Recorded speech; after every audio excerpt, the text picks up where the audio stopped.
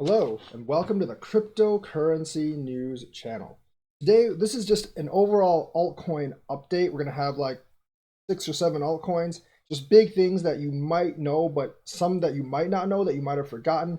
These are things that could possibly affect a coin's price. Obviously, yeah, we have the Bitcoin halving, and that would really pull price up.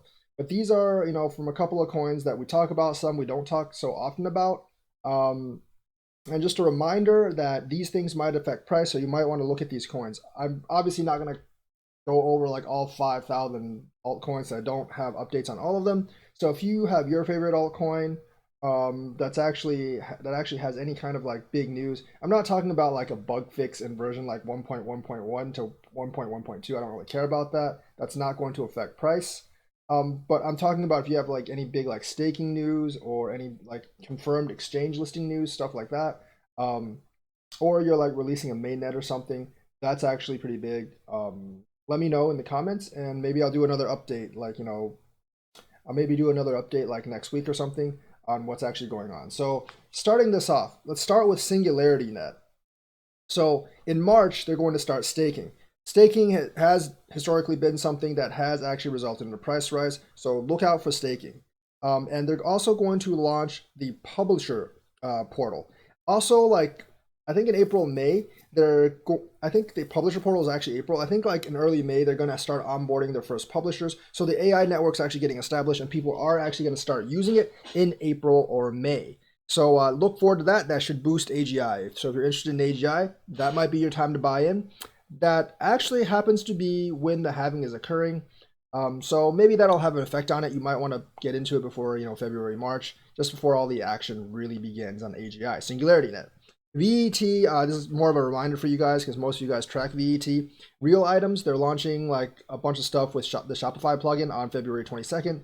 Hopefully we'll see some mainnet spiking there, but we'll see how the usage goes. And in March, Foodgates is actually going to launch. I know a lot of you are asking about the Chinese national blockchain. There's not too much information on that. They're keeping really mum. And also you're asking about the nationwide vaccine thing. My guess is like VeChain is going to be used as part of it, but it won't be like the entire thing because there's other parts of the country that are using other tracking for that. So that's the thing for VeChain. Foodgates in March and real items on February 22nd. Chainlink is basically there's rumors that Chainlink's going to get staking on Coinbase, and if it does, should actually boost the price up. That's always staking on Coinbase is always a pretty big thing. So like Chainlink has recently actually broken through resistance thanks to the Bitcoin uptrend. So maybe if it gets something on Coinbase again, it'll go up to like $5 or more, or have another boost. So it might not be done gaining yet for Chainlink.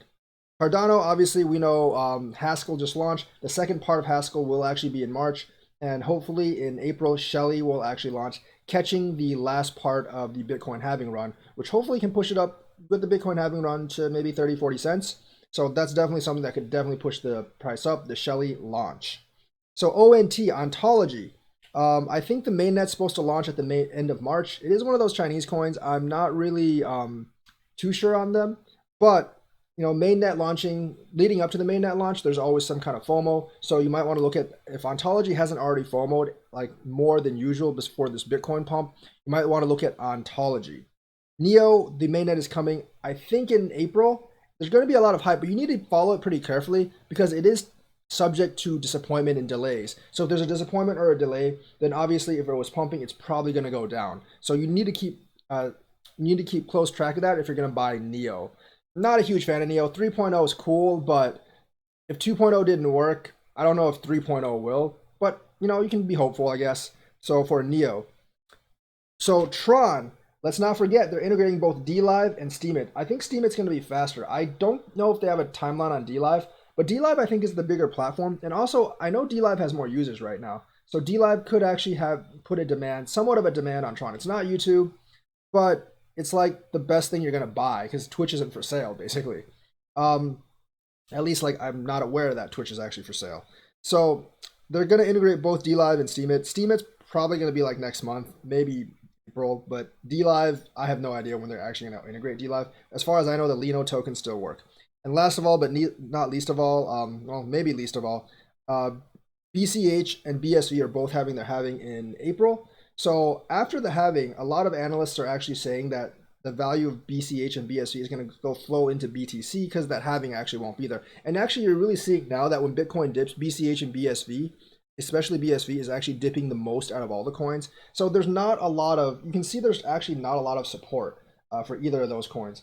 So when Bitcoin actually dips, those two coins are really going to dip. So if you hang on to them now after they've pumped so much, you are putting yourself at risk. Yes, I do realize that BCH can pump some more towards its halving, but there's also a high chance that its volatility will go the opposite way if Bitcoin goes the other way. Because remember, like sometimes like these pumps precede halvings by a couple months, and we've seen the pump from like $200 to like almost $500. So that actually might be your pump right there. I mean, it could go higher, I suppose, if Bitcoin goes higher, but also like there is a liability that it doesn't pump much higher, and then as we get to the halving, it for both BCH and BSV, because their halvings are only like 3 days apart. And I'm pretty sure BSV's pump basically depends on BCH's pump because Calvin Ayre is essentially selling BCH to actually fund BSV at this point.